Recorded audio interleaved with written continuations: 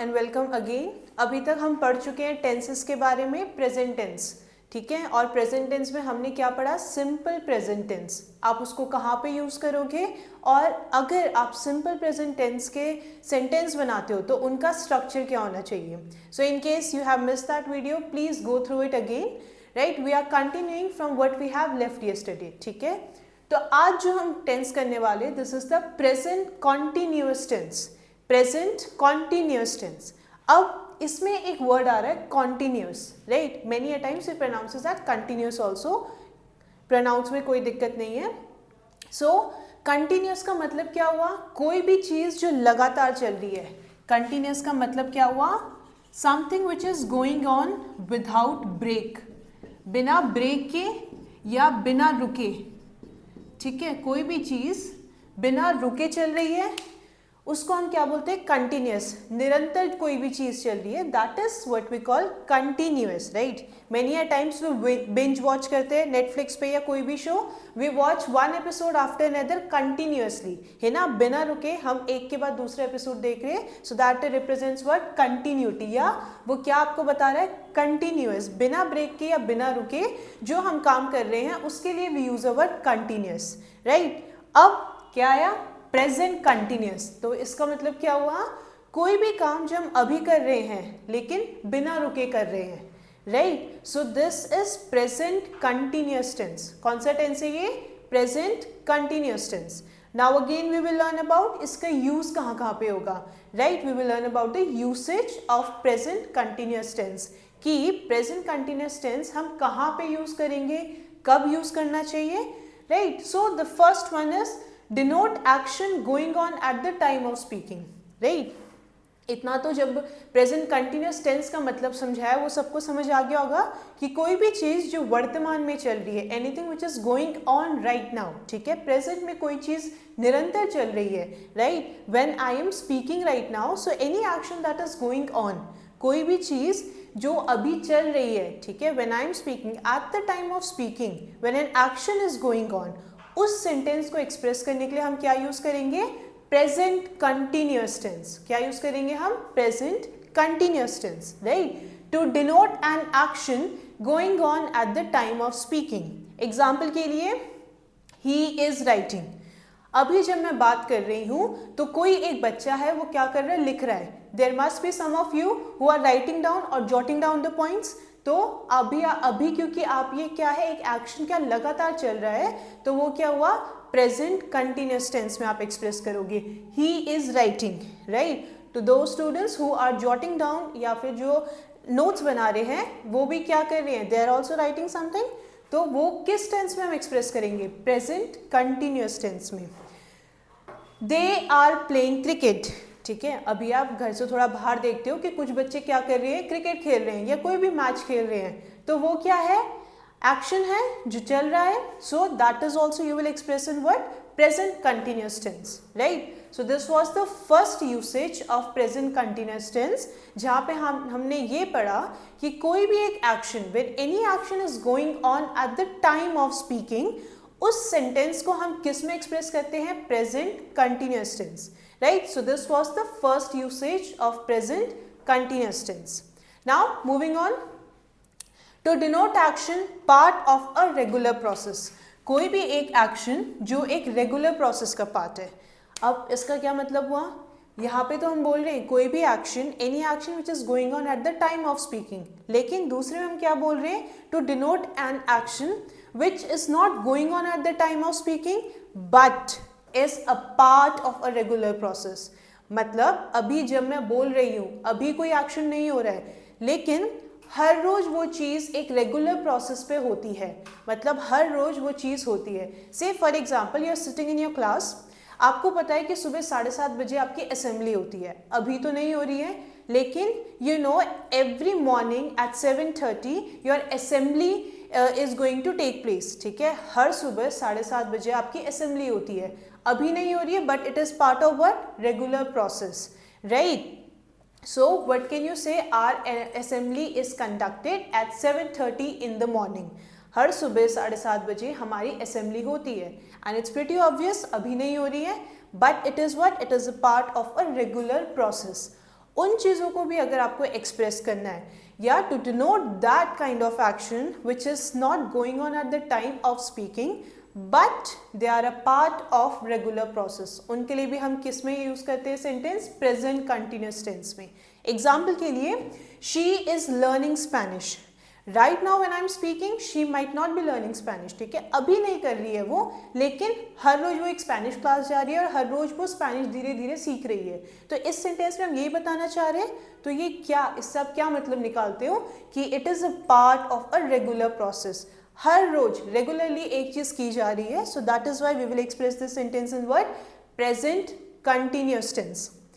She is writing a book. At the time of speaking she is not writing, ठीक है, अभी नहीं लिख रही है वो, लेकिन हर रोज वो अपनी एक बुक है उसके एक पन्ने या दो पन्ने हर रोज लिखती है। तो ये क्या बता रहा है आपको? ये आपको क्या बता रहा है? It is a regular process, कोई भी एक चीज़ जो हर रोज की जा रही है पर अभी नहीं की जा रही है जब आप बात कर रहे हैं, right? So here also we will express the sentence into what? Present continuous tense, right? I hope things are getting clear, right? Now let's move on to the next usage. ठीक है, कई बार कुछ चीज़ें ऐसी होती है जो आपको पसंद नहीं होती है, राइट? तो आप कई बार उसके बारे में बोलते हो कि use for example, let's take example of a person, ठीक है, हर रोज मेनी अ टाइम्स आपके लाइफ में भी एक ऐसे पर्सन होते हैं जो हमेशा कंप्लेन करते रहते हैं, they are always complaining, they are always nagging कि यार आज ये ठीक नहीं हुआ, आज वो ठीक नहीं हुआ। तो ये सब क्या है? It is not to the likeness of the speaker, मतलब जो एक्सप्रेस कर रहा है ये सेंटेंस, उसको ये बात पसंद नहीं है। Something which is what? Something which is undesirable, undesirable बोल सकते हो या अनरीजनेबल आप बोल सकते हो कि ये बेमतलब की बातें हैं। Something which the speaker doesn't like, ठीक है, स्पीकर जो ये सेंटेंस एक्सप्रेस कर रहा है उसको ये बात पसंद नहीं है। तो उस सेंटेंस को भी अगर हमें एक्सप्रेस करना है तो हम किस में करेंगे? अगेन प्रेजेंट कंटिन्यूअस टेंस में। जैसे कि ही इज ऑलवेज येलिंग। एक और चीज, इसमें आप ऑलवेज का यूज करते हो, ठीक है, आप ऑलवेज के साथ ऐसे सेंटेंस बोलते हो विच अनॉयज द स्पीकर और समथिंग विच इज अनडिजायरेबल और समथिंग विच इज अनरीजनेबल। जरूरत नहीं है उस चीज की बट फिर भी कोई वो कर रहा है। ही इज ऑलवेज येलिंग, मतलब कोई एक है जो हमेशा चिल्लाता रहता है। Many a times people don't like someone who is very loud, है ना? तो हम उसके बारे में बात कर रहे हैं कि एक आदमी है जो हमेशा क्या करता है? दे आर ऑलवेज स्क्रीमिंग और they are always yelling. She is always losing her money, ठीक है, कोई एक लड़की है क्या करती है कि हर रोज हमेशा क्या होता है उसके पैसे गुम हो जाते हैं। तो that shows basically word careless है वो। तो ये भी, तो कोई भी ऐसे एक्शन जो क्या कर रहे हैं विच अनॉयज द स्पीकर, अगर उन सेंटेंसेस को आपको एक्सप्रेस करना है विद द वर्ड ऑलवेज, आप उसमें क्या इस्तेमाल करोगे? ऑलवेज का इस्तेमाल करोगे। तो उन चीज़ों में भी आप क्या यूज करते हो? प्रेजेंट कंटिन्यूअस टेंस का। I hope things are getting clear, right? So let's move on to the next usage of the present continuous tense. अब तक हम क्या 3 यूसेज पढ़ चुके हैं किसके? प्रेजेंट कंटिन्यूअस टेंस के। नेक्स्ट क्या है? Denote action which is a part of definite arrangement in future, मतलब आपको पता है कि फ्यूचर में ये एक चीज जो है वो होने वाली है, right? That is why we have used the word definite, ठीक है, कि भाई पक्की बात है कि ये तो फ्यूचर में होगी। For example, she is going to Mumbai next week, अगले सप्ताह वो कहाँ जा रही है? मुंबई जा रही है, राइट? तो ऐसे सेंटेंसेस में जो आपको पता है कि फ्यूचर में ये चीज़ होने वाली है, उनके लिए भी हम क्या यूज करते हैं? We express the sentence in word in present continuous tense. We are meeting tomorrow at 5 PM, ठीक है। कई बार आपके क्या कहते हैं, शाम को मिलने का एक प्रोग्राम होता है, right? It can be a group of friends. तो वो क्या डिसाइड करते हैं कि भाई कल 5 बजे हम यहाँ पे मिलेंगे। तो जब आप वो सेंटेंस बना रहे हो तो आप किस में बना रहे हो? प्रेजेंट कंटिन्यूअस टेंस में। मतलब कि आपको पक्का पता है कि कल हम 4 दोस्त जो हैं वो इतने बजे मिलने वाले। Now to express that sentence वो आप किस में करोगे? प्रेजेंट कंटिन्यूअस टेंस में। और ऐसा क्यों हो रहा है? Because we have learn a usage here that to express an action which is a definite arrangement that will take place in the future. मतलब फ्यूचर में ये चीज़ पक्की पता है कि होने वाली है, right. So that is why we are meeting tomorrow at 5 PM, मतलब कल हम 5 बजे मिलने वाले हैं। So this was about the usage, right. Please go through it once again so that you develop a better understanding of present continuous tense. इसके बाद we will learn about certain verbs. कुछ ऐसे वर्ब्स होते हैं जो आपके progressive action को नहीं लेते, ठीक है। अगर मैं जैसे एक एग्जांपल देती हूँ आपको प्ले का, राइट। प्ले क्या है, अभी आपके बेसिक फॉर्म में है, बेस फॉर्म, वर्ब का फर्स्ट फॉर्म है। तो अगर मैं बोलती हूँ शी प्लेज क्रिकेट, तो ये क्या हुआ, सिंपल प्रेजेंट टेंस हुआ। लेकिन अगर मुझे इसको प्रेजेंट कंटिन्यूअस टेंस में कन्वर्ट करना होगा तो मैं क्या चेंज करूंगी, सिर्फ और सिर्फ वर्ब चेंज करूंगी, जैसे कि she is playing cricket, right. कुछ ऐसे वर्ब्स होते हैं जिसका आप प्रोग्रेसिव फॉर्म बना सकते हो, मतलब आप उसको कंटिन्यूअस फॉर्म में यूज कर सकते हो। लेकिन कुछ आपके ऐसे वर्ब होते हैं जिनका स्टेट या कंडीशन चेंज नहीं होता है, right? So now we will learn about another way through which we classify verbs. Verbs पहले ही when we were starting tenses आपको बोला गया था कि बहुत तरीके हैं कि हम verbs को कैसे classify करते हैं, जिसमें हमने पहले क्या पढ़ा था कि verb regular होते हैं, irregular होते हैं और verb के 3 फॉर्म होते हैं, right? अब हम पढ़ेंगे एक और मेथड क्लासिफिकेशन का, जिसमें हम verbs को कैसे क्लासीफाई करते हैं, स्टैटिव एंड डायनेमिक, ठीक है।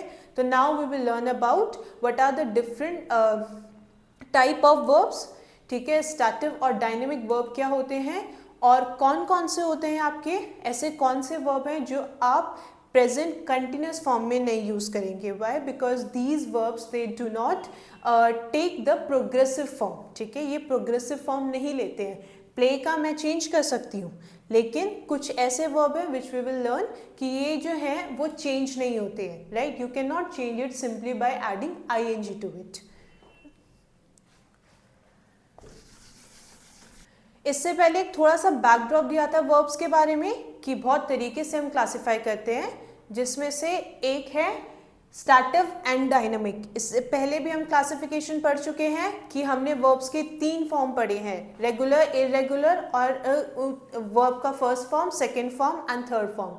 आज हम पढ़ेंगे कि वर्ब स्टैटिव और डायनामिक वर्ब्स भी होते हैं। अब स्टैटिव का मतलब क्या है, ठीक है। स्टैटिव का मतलब क्या है, कोई भी स्टेट या जब कंडीशन के बारे में हम बात करें, कोई भी स्टेट या कंडीशन के बारे में बात करें, वो चीज़ क्या है, स्टैटिव है, right. But when we talk about dynamic, many a times हमारे क्लास में एक बच्चा ऐसा होता है जो हर एक में पार्टिसिपेट करता है और एक्सेल भी करता है, right. There is a boy who excels in sports, excels in studies also, पढ़ाई में भी अच्छा है, खेलने में भी अच्छा है, राइट। और कोई भी को करिकुलर एक्टिविटीज़ में हर एक उसमें पार्टिसिपेट करता है और अच्छा स्कोर भी करता है, राइट। तो हम बोलते हैं ना कि that boy has a dynamic personality.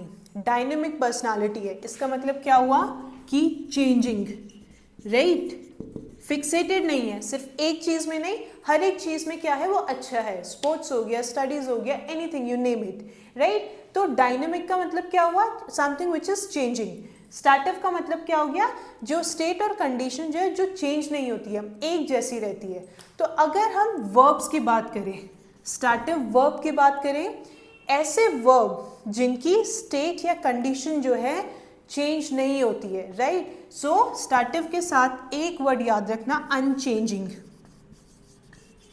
मतलब जो स्टैटिव वर्ब होंगे, जब हम इसको प्रेजेंट कंटिन्यूअस टेंस में यूज करेंगे तो वो यूज हम नहीं कर सकते। क्यों? क्योंकि क्या है वो एक, they are unchanging, right. For example, we will learn this further with the example also. अगर मैं बोलती हूँ we are seeing with our eyes, ठीक है। एग्जाम्पल क्या है, we are seeing with our eyes, ठीक है। Pause the video for a while, थोड़ा एक बार पॉज करके ये वाला जो एग्जाम्पल है, that we are seeing with our eyes, pause करो and please go through this example and एक बार खुद सोचो क्या ये सेंटेंस सही है या क्या ये सेंटेंस गलत है। Pause the video for a while and then figure this out, alright. तो अगर हम इसकी बात करते हैं, we are seeing with our eyes, it is a wrong statement, ठीक है, ये सेंटेंस आपका गलत है। क्यों? अभी वी विल लर्न अबाउट ऐसे कौन कौन से स्टार्टिव वर्ब्स हैं जिसको आप जो प्रोग्रेसिव फॉर्म नहीं लेते हैं। तो we are seeing with our eyes, it is not seeing but it is see, ठीक है, हम अपनी आंखों से देखते हैं, राइट। फर्दर कुछ चीज़ें हम वापस पढ़ेंगे कि स्टार्टिव वर्ब जो होते हैं आप उसको कब डायनेमिक वर्ब की तरह यूज़ भी करते हो। तो so far we have learned there are startive verbs which are unchanging, जिसकी स्टेट और कंडीशन जो है वो चेंज नहीं होती है। डायनेमिक क्या होते हैं? दे आर चेंजिंग, ठीक है। डायनेमिक वर्ब्स क्या होते हैं? जो बदलते हैं, राइट। अगर ये बदलते हैं तो इसका मतलब क्या हुआ कि ये प्रेजेंट कंटिन्यूस टेंस का फॉर्म लेंगे, मतलब वर्ब का फोर्थ फॉर्म बनेगा। जस्ट नाउ एक एग्जाम्पल दिया था प्ले का, है ना। अगर हमें प्ले का कंटिन्यूस फॉर्म में करना है, ठीक है, रिगार्डलेस प्रेजेंट है, पास्ट है, फ्यूचर है, पर अगर हम प्ले की बात करें, ठीक है, प्ले का प्रोग्रेसिव फॉर्म क्या होगा? आईएनजी लगा देंगे, प्लेइंग, है ना। बट हमने इसमें क्या देखा? सी का सीइंग नहीं होता है। Alright, so now we will learn कि ये जो स्टार्टिव वर्ब हमने पढ़े ये कौन कौन से वर्ब होते हैं, राइट। स्टार्टिव वर्ब ऐसे कौन से वर्ब हैं और इनको हम कैसे कैटेगराइज या क्लासिफाई करते हैं। तो ऐसे कौन से वर्ब हैं जो प्रोग्रेसिव फॉर्म या जो कंटिन्यूस फॉर्म में कन्वर्ट नहीं हो सकते। ऑलराइट, तो आज ये वाला भी क्लासिफिकेशन हम देखते हैं। अब हम क्या करेंगे? कैटेगराइज करेंगे कि जो हमने स्टार्टिव वर्ब अभी समझा है उसको हम क्लासिफाई कैसे करते हैं, राइट। तो अब इसका मतलब क्या हो गया कि जो भी वर्ब्स इसमें आएंगे, स्टार्टिव वर्ब में जो भी आएंगे वो कंटिन्यूस फॉर्म नहीं लेंगे। तो पहला हमने कैसे क्लासिफाई किया? Verbs of perception. अब एक वर्ड आ गया आपके पास, परसेप्शन, कि भाई परसेप्शन क्या होता है? क्या होता है? कोई भी ऐसी चीज़ें जो आप अपने सेंसेस से महसूस कर सकते हैं। फॉर एग्जाम्पल, आंखों से क्या करते हो? आप देखते हो। तो एक वर्ब ऑफ परसेप्शन आपका क्या आ गया? सी, है ना। कानों से क्या करते हो? सुनते हो। तो ये भी क्या है? आप अपने सेंसेस से ही तो परसीव कर पा रहे हो। Here similarly you taste something, है ना। कई बार कोई चीज़ बहुत अच्छी बनी होती है या बुरी बनी होती है, the moment you eat it, ठीक है, आप बोलते हो ना अरे बहुत अच्छा है, या फिर बोलते हो छी ये क्या बनाया है। तो ये आप किससे कर रहे हो? टेस्ट कर रहे हो आप, right. So this is also through your sense, ठीक है। ऐसी कोई भी चीज़ें जो आपके सेंसेस के थ्रू आप करते हो, ठीक है। You see with your eyes, you hear with your ear, taste with your tongue, ठीक है। तो ये सब आपके किस में आते हैं? Verbs of perception. अब क्योंकि क्या है ये स्टार्टिव वर्ब है और स्टार्टिव में कौन सा वर्ब है? परसेप्शन का, तो इसीलिए आप इनके साथ आईएनजी नहीं लगाओगे। ऑलराइट, अब आते हैं वर्ब्स ऑफ अपीयरेंस, ठीक है। वर्ब्स ऑफ अपीयरेंस,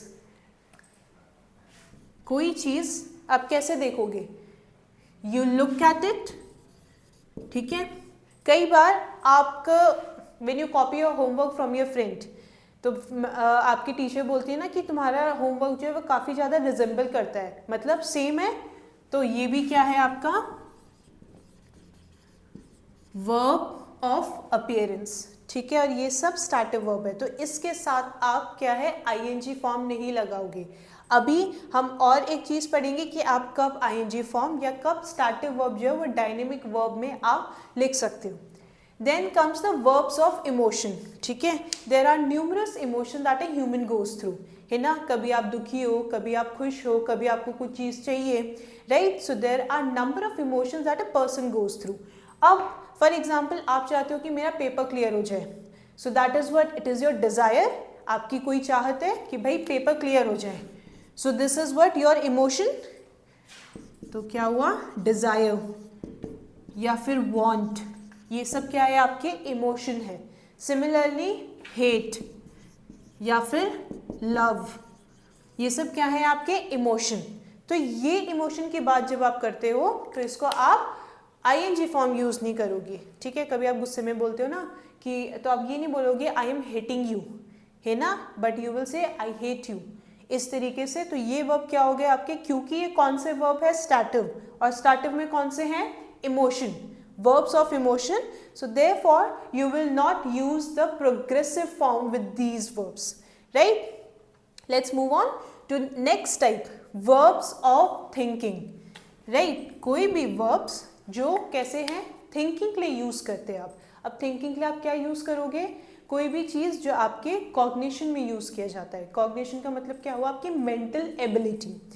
आज से 10 साल पहले की अगर बात करें, आपके देखने के एक सेम चीज को अगर आप देख रहे हो और अभी 10 साल बाद की बात करें तो आपका नजरिया बदला है. क्यों?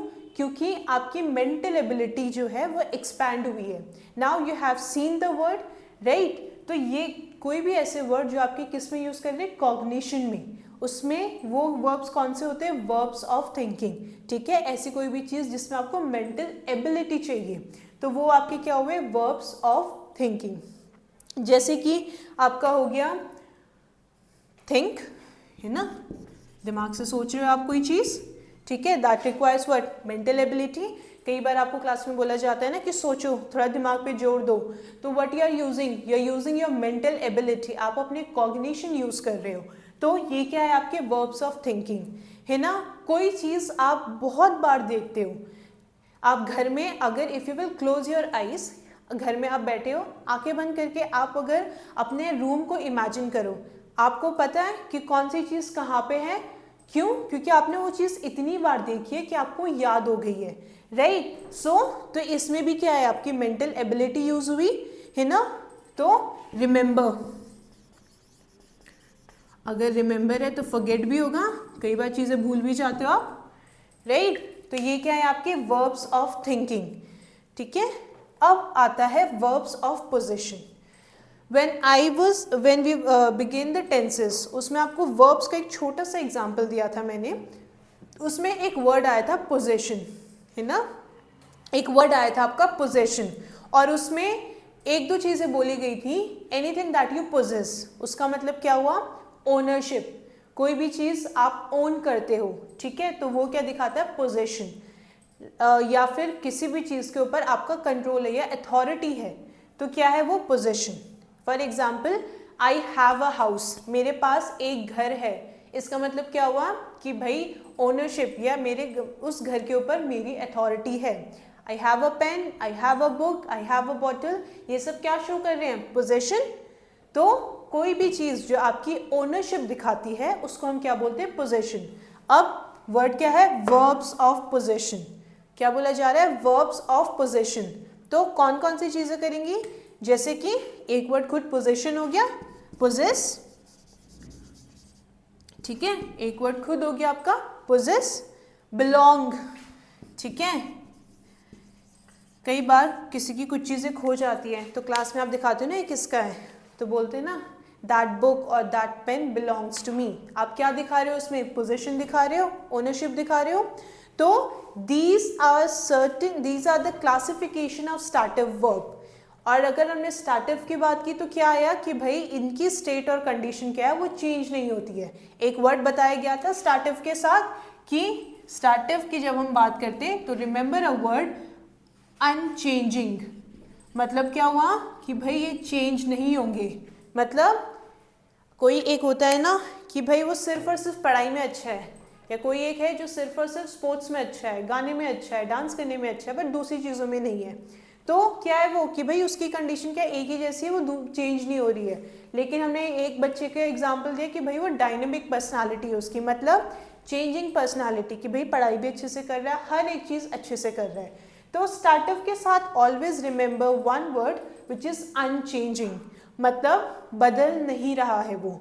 और उसको फर्दर हमने क्या सीखा कि हम इनको अलग अलग तरीके से क्लासिफाई करते हैं, जिसमें we have learned about the verbs of perception, appearance, thinking, possession, right. तो ये सारे वर्ब्स क्या हैं कि ये प्रोग्रेसिव फॉर्म नहीं लेंगे अपने साथ, राइट. अगर एग्जाम्पल की बात करें, अगर मैं आपको एक एग्जाम्पल देती हूँ, थिंक ऑफ एनी एग्जाम्पल जो यहाँ पे वर्ड लिखाए हैं, अगर उनका कोई भी एक एग्जाम्पल हम ले लें, जैसे कि बिलीव, राइट, किसी चीज पे विश्वास रखना. क्या है आपका, बिलीफ है, राइट. बहुत सारे लोग क्या होते हैं, कुछ लोग भगवान में विश्वास करते, कुछ नहीं करते. इफ आई से I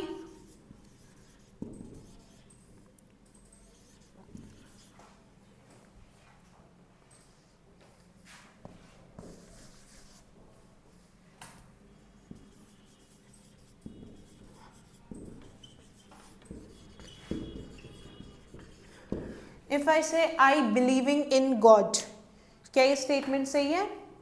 again think of the stative verb, ठीक है, अभी हमने स्टार्टिव वर्ब पढ़ चुका है, क्लासिफिकेशन भी पढ़ चुका है, तो look at this word believing, ठीक है, क्या ये सेंटेंस सही है? Pause the video, think about it, ponder over it, उसके बाद आप बताओ क्या ये स्टेटमेंट सही है। अभी जो पढ़ाया है बिल्कुल उसी से ये क्वेश्चन है। I believing in God, is it right और रॉन्ग? गलत है, क्यों है? हमने अभी बोला स्टार्टिव वर्ब अपने साथ आईएनजी फॉर्म नहीं लेते हैं, तो you will say I believe in God, मुझे भगवान पे क्या है? विश्वास है। अनदर एग्जाम्पल, कई बार आप मार्केट जाते हो, है ना, बहुत सारी चीज़ें देखते हो, उसको आप कंपेयर करते हो कि भाई ये इस तरीके का है। फॉर एग्जांपल आप मार्केट में गए, दिवाली सीज़न है, सब अपने लिए कपड़े बनाएंगे, तो आप एक जगह पे मार्केट में गए और वहाँ पे आपने कोई एक ऐसा कपड़ा देखा जो आपको कैसा लग रहा है? बहुत मुलायम लग रहा है, सिल्क की तरह लग रहा है, तो मैंने उसके लिए एक वर्ड बोला, this is feeling like silk. Again feel क्या है? इमोशन है ना, कोई चीज महसूस कर रहे हो आप, ठीक है। This is feeling like silk, क्या ये स्टेटमेंट सही है? अगेन पॉज द वीडियो, अभी जो स्टार्टिव वर्ब के बारे में पढ़ाया है गो थ्रू दैट, ठीक है, आंसर आपको मिल जाएगा।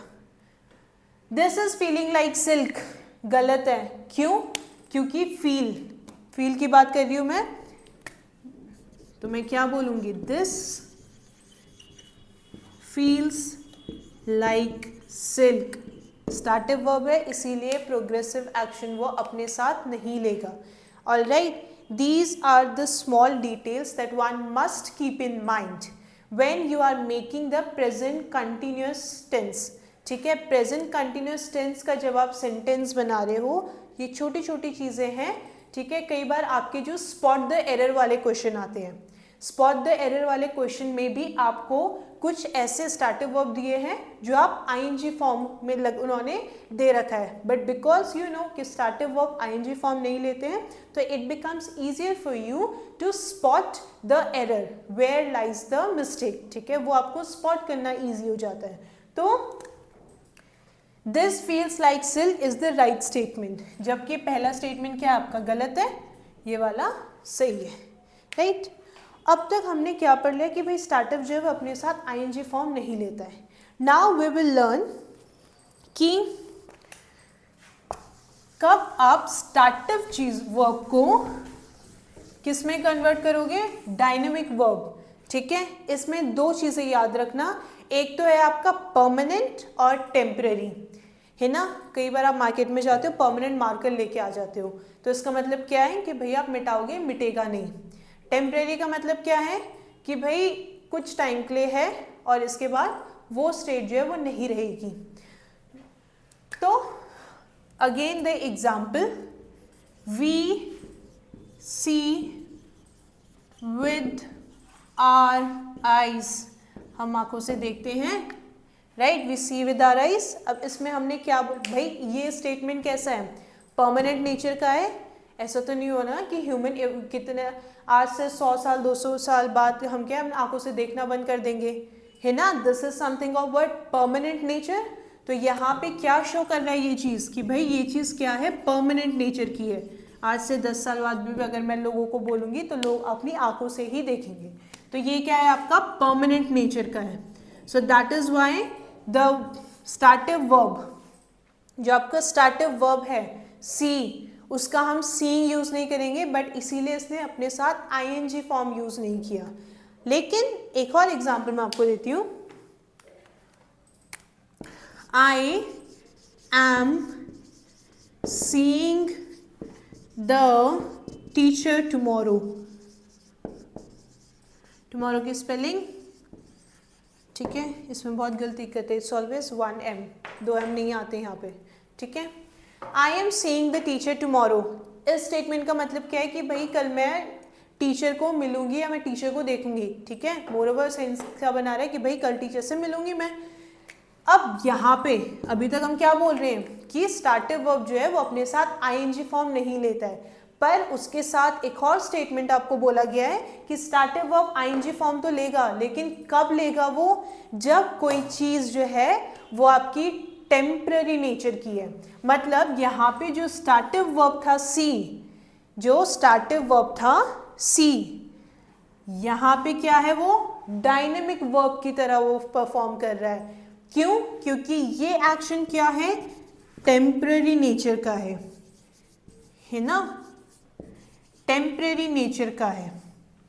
ऑलराइट, जब एक्शन या कोई भी चीज क्या है परमानेंट नेचर की है तो स्टार्टिव वर्ब यूज करोगे, लेकिन स्टार्टिव वर्ब आपका डायनेमिक वर्ब की तरह कब परफॉर्म करेगा, when the nature of the sentence is what, temporary. ठीक है, ये बात ध्यान से सुनो कि स्टार्टिव वर्ब यहाँ पे क्या है, यहाँ पे सेंटेंस क्या है, it is of permanent nature, इसीलिए स्टार्टिव वर्ब ने आईएनजी फॉर्म नहीं लिया। लेकिन यहाँ पे क्या है, ये टेम्पररी नेचर का है। ठीक है, कि कल मैं टीचर को देखूंगी, it is of temporary nature, तो यहाँ पे स्टार्टिव वर्ब क्या है, डायनेमिक वर्ब की तरह परफॉर्म कर रहे हैं। Alright, so I hope stative and dynamic is clear. ठीक है, इसके बाद हम पढ़ेंगे कि प्रेजेंट कंटिन्यूअस टेंस के सेंटेंसेस का स्ट्रक्चर क्या होना चाहिए। राइट, आपका सब्जेक्ट के बाद क्या यूज़ करोगे या फिर ऑब्जेक्ट से पहले आप क्या यूज़ करोगे। ऑलराइट, अगेन पहले भी बोला गया है और वापस बोल रही हूँ, वर्ब के तीनों फॉर्म आप याद करोगे, then only you will be able to learn about tenses. क्यों? क्योंकि टेंसेस आपके कुछ नहीं है, they are the forms of verb. Verb का ही एक प्रकार है जो आप अलग अलग सिचुएशन में यूज़ करते हो, प्रेजेंट में आप यूज़ करते हो, पास्ट में करते हो या फ्यूचर में यूज़ करते हो। Right, so please learn the verbs. Alright, एक और चीज़, वर्ब के अभी तक हमने 3 फॉर्म पढ़े थे, और भी आपके 2 फॉर्म आपके जो होते हैं, वर्ब का 4th फॉर्म भी होता है और वर्ब का 5th फॉर्म भी होता है। राइट, बिल्कुल बेसिक से हर एक चीज़ बताई जा रही है, तो in case you miss any point rewind करो and go through it again. Example मैं आपको बोलती हूँ कि वर्ब के अभी तक हमने 3 फॉर्म बोले, अब वर्ब का 4th फॉर्म क्या है ना। अब आप बोलोगे आपने तो बोला 3 है, और भी है जो आप हर रोज यूज़ कर रहे होंगे, शायद आपको टर्म ना पता हो लेकिन आप यूज़ कर रहे होंगे। अभी तक हम क्या बोल रहे थे, वर्ब का 4th फॉर्म कुछ नहीं है, वर्ब का 1st फॉर्म ही है। ठीक है, वर्ब का 1st फॉर्म ही है, बस उसमें क्या यूज़ हो गया, आईएनजी। ठीक है, वर्ब के 1st फॉर्म में जब हमने आईएनजी लगा दिया तो वो आपका 4th फॉर्म हो गया, कुछ भी नहीं है इसमें। प्ले क्या है, बेसिक फॉर्म, पहला फॉर्म है, आईएनजी लगा दिया, क्या बन गया, 4th फॉर्म। बस इतनी है बात। ठीक है, अब इसके बाद एक और फॉर्म मैंने बोला, 5th फॉर्म। ठीक है, वर्ब का आपका क्या है, 5th फॉर्म भी है, टू बी वाले। ठीक है, टू बी मतलब टू प्ले है ना, टू प्ले, ये आपका क्या है, वर्ब का 5th फॉर्म है। राइट, अब when you will further learn about verbs, जब हम वर्ब्स के बारे में बात करेंगे तब हम फर्दर डिटेल्स में पढ़ेंगे कि भाई वर्ब्स को हम और कौन कौन से तरीके हैं जिससे क्लासिफाई करते हैं। ऑलवेज रिमेंबर आपके वर्ब्स हो गए।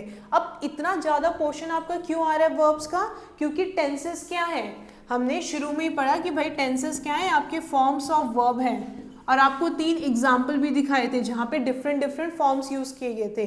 ठीक है, हरी Yeats an apple, Hari eight an apple, वहाँ पे वर्ब के फॉर्म बदल रहे थे, तो वो आपको क्या बता रहे थे, टेंसेस, फॉर्म्स ऑफ वर्ब, जो आपको किसका रिलेशन बता रहे हैं, 2 चीज़ों के बारे में बात की गई थी, क्या थी वो, एक्शन और टाइम।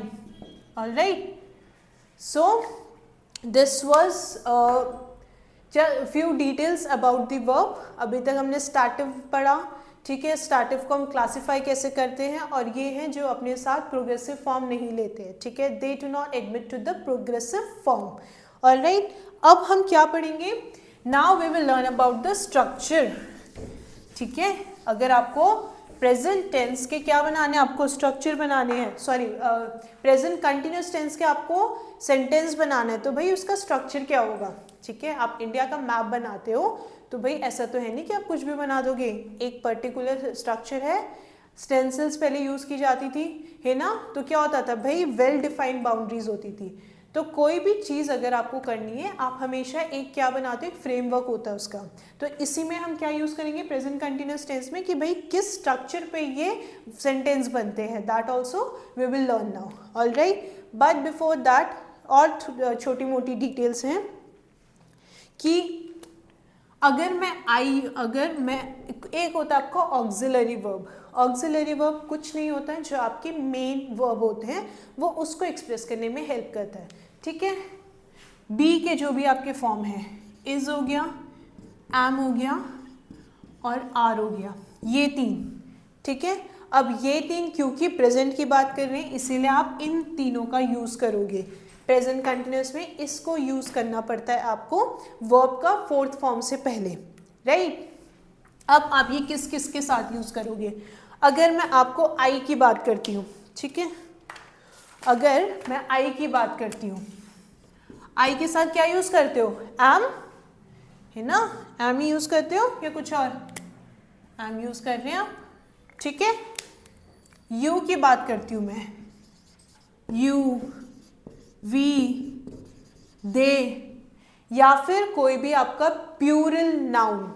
प्यूरल नाउन आपका क्या हो गया, दो चीजें पढ़ते हो आप, सिंगुलर एंड प्यूरल।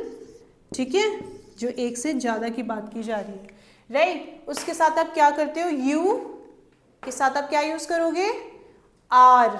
ठीक है, तो you are, we are, they are, right.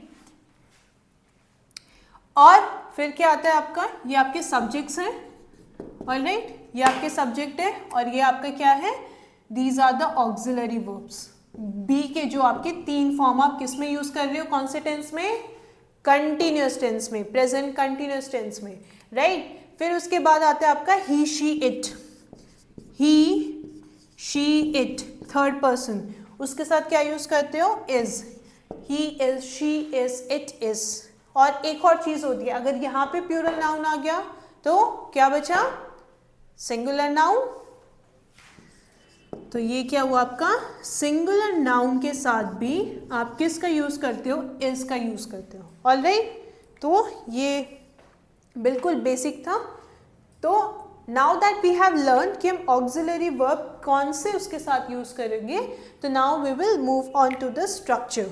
ठीक है, कि आप प्रेजेंट कंटिन्यूअस में आप कोई सेंटेंस बना रहे हो तो उसका स्ट्रक्चर क्या होना चाहिए। अगेन तीन टाइप के सेंटेंसेस होते हैं, इंटेरोगेटिव, नेगेटिव एंड एफर्मेटिव। वो तीनों क्या होते हैं, इससे पहले सिंपल प्रेजेंट में हम ऑलरेडी कवर कर चुके हैं। In case you have skipped it और इन केस आपको याद नहीं है तो please go through that again, alright. So now we will learn the structure. और तीनों टाइप के सेंटेंसेस में हम क्या स्ट्रक्चर यूज करेंगे वो हम एग्जाम्पल के साथ भी करेंगे। अब आते हैं हम किस में, स्ट्रक्चर ऑफ दिस सेंटेंस, कि अगर हम कोई प्रेजेंट कंटिन्यूअस टेंस में कोई एक सेंटेंस लिख रहे हैं तो उसका स्ट्रक्चर क्या होना चाहिए, कि भाई एक पर्टिकुलर आपका क्या होना चाहिए, फ्रेमवर्क होना चाहिए, एक ढांचा होना चाहिए। तो वो क्या होना चाहिए, पहला अगेन तीन टाइप के सेंटेंस होते हैं, एफर्मेटिव, नेगेटिव, इंटेरोगेटिव। ठीक है, एफर्मेटिव पॉजिटिव सेंटेंस ऑलरेडी हम कवर कर चुके हैं। नेगेटिव जो क्या होंगे, जिसमें आप नो या नॉट का यूज करते हो। इंटेरोगेटिव जिसमें आप क्वेश्चन पूछे जाते हैं। ठीक है, क्वेश्चन टैग आप जिसमें यूज करते हो, दोज आर व्हाट, इंटेरोगेटिव। ठीक है, इंटेरोगेट करने का मतलब भी क्या होता है कि भाई सवाल जवाब करना, किसी चीज को पूछना। तो first is the affirmative sentence. ठीक है, पॉजिटिव सेंटेंस जब हमने बनाने हो, यू आर प्लेइंग क्रिकेट। ठीक है, यू आर प्लेइंग क्रिकेट, हमने एक सेंटेंस बोला यू आर प्लेइंग क्रिकेट। अब यू क्या है, डूअर ऑफ द एक्शन, तो ये आपका क्या हुआ, सब्जेक्ट। अब हमने ऑलरेडी पढ़ चुका है auxiliary verb is, am, are, और आप first person, second person, third person किसके साथ यूज करते हो वो भी ऑलरेडी बता चुके हैं। तो यू है तो हम क्या यूज करेंगे, आर। ठीक है, ये हो गया। Verb plus the ING form, कौन सा होता है ये, fourth form of the verb, play plus ING, playing cricket. तो आपका क्या बना एफर्मेटिव सेंटेंस का, subject plus is am are plus fourth form of the verb plus the object. तो ये आपका किसका स्ट्रक्चर है, this is the structure of the affirmative sentence. Affirmative sentence में आप कैसे बनाओगे, तो ये आपका क्या है, स्ट्रक्चर है। नाउ नेगेटिव सेंटेंस, मतलब ऐसे सेंटेंस जिसमें आप क्या कर रहे हो, नॉट का यूज कर रहे हो, तो क्या होगा, वही स्ट्रक्चर रहेगा, बस क्या ऐड कर दिया हमने, नॉट। ठीक है, subject plus is am are plus not plus fourth form of the verb plus the object. ठीक है, अब एग्जाम्पल के लिए यू आर प्लेइंग क्रिकेट, इसी का अगर हमें नेगेटिव बनाना है तो आप क्या करोगे, you are not playing cricket. Auxiliary के बाद हमने बस एक चीज यूज की, not, you are not playing cricket. Last है आपका interrogative. Now remember one thing, interrogative में हमेशा आपका क्या आ जाता है, ऑक्सिलरी। ठीक है, जो आपके ऑक्सिलरी वर्ब है वो आपके पहले आ जाते हैं, राइट। तो is am are plus the subject plus again the fourth form of the verb plus the object. ठीक है, तो आप क्या बोलोगे, आर यू प्लेइंग क्रिकेट, है ना, you are asking a question है, are you playing cricket. So this was about the structure. Now before completing this portion, I want you all to frame sentences based on the structure that we have just learned। अभी जो हमने sentence का structure पढ़ा है उसमें आप क्या करोगे, सेंटेंस बनाओगे। और कौन से सेंटेंस, तीनों टाइप के, एफर्मेटिव भी, नेगेटिव भी और इंटेरोगेटिव भी। ठीक है, तो एक एक आपको क्या बनाना है, सेंटेंस बनाना है बेस्ड ऑन द स्ट्रक्चर। हमने हर एक का क्या पढ़ा, हमने एफर्मेटिव सेंटेंस का भी स्ट्रक्चर पढ़ा, हमने नेगेटिव का भी पढ़ा और इंटेरोगेटिव का भी पढ़ लिया है। तो इन तीनों के आपको क्या करने, एटलीस्ट एक सेंटेंस बनाने। ठीक है, जो आप कुछ भी कर रहे हो, आप अपने पूरे दिन में आप कोई भी एक काम कर रहे हो, तो उसी एक सेंटेंस का आपको क्या एफर्मेटिव बनाना है, फिर उसी सेंटेंस को आपको नेगेटिव में कन्वर्ट करना है और उसी सेंटेंस को आपको क्या है, इंटेरोगेटिव में कन्वर्ट करना है। Alright, so today's take away या टुडेज होमवर्क आपका क्या है कि हर एक टाइप के आपको सेंटेंस बनाने हैं। ठीक है, और कैसे बनाने, एक ही सेंटेंस को तीनों फॉर्म में, मतलब एफर्मेटिव में भी, नेगेटिव में भी और इंटेरोगेटिव में भी। Alright, so this was about the present continuous tense, जहाँ पे हमने अगेन यूज पढ़ा, हमने उसके बारे में एक छोटा पोर्शन भी कवर करा, वर्ब्स का स्टार्टिव और डायनेमिक। ऑलराइट, क्यों पढ़ने की जरूरत पड़ी, बिकॉज इन सब के साथ क्या करते हो आप, they do not admit to the progressive form. Alright, and then we have learned about the structure. Alright, so I hope you have understood the topic और ऑल्सो कंप्लीट द होमवर्क। ठीक है, this will hardly take a minute. अगर आप पूरा हर एक चीज़ समझ चुके हो तो आपको हार्डली 1 मिनट लगेगा। क्यों, क्योंकि आपको एक ही सेंटेंस के तीनों फॉर्म बनाने हैं, राइट। मतलब आपको एक ही सेंटेंस का एफर्मेटिव भी बनाना है, नेगेटिव भी बनाना है, इंटेरोगेटिव भी बनाना है। Alright, so please do try this. Alright, so this was a present continuous tense. Thank you everyone.